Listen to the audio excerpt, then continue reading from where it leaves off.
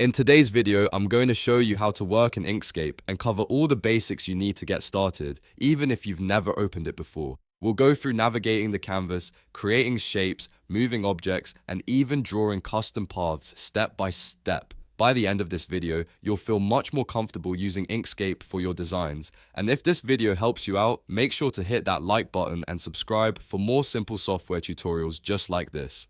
Alright, let's jump right in. First, let's talk about navigating the canvas, because this is something you'll be doing constantly. To move up and down, simply use your mouse scroll wheel. If you want to move left and right, hold down the shift key and scroll.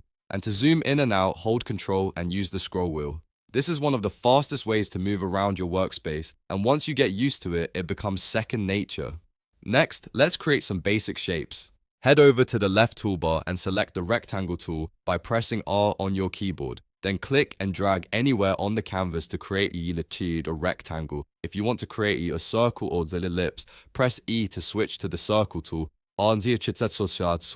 Then click and drag again. These basic shapes are the foundation of most designs in Inkscape, so it's important to get comfortable using them. Now, let's talk about selecting and moving objects. Press S to activate the selection tool. Click on any object you've created and you'll see arrows around it. You can click and drag to move it anywhere on the canvas. You can also resize it by dragging the corner handles. If you click on the object a second time, the handles will change, allowing you to rotate or skew the object. This is super useful when you're arranging elements in your design. If you want to create more custom shapes, you'll need the pen tool. Press B to activate it. Now, click on the canvas to create straight line segments. If you click and drag instead, you'll create smooth curves. This is perfect for drawing custom designs, logos, or illustrations. Once you're done drawing your path, press Enter to finish it. To fine-tune your shapes, you can use the Node tool by pressing N. This lets you edit the individual points or nodes of your path.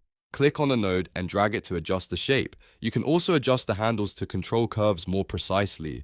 This is where you can really refine your designs and make them look exactly how you want. And that's the basics of working in Inkscape. You now know how to navigate the canvas, create shapes, move and transform objects, draw custom paths, and edit nodes. With just these tools, you can already start creating some really impressive designs. If you found this tutorial helpful, don't forget to like the video and subscribe to the channel for more easy guides. Thanks for watching, and I'll see you in the next one.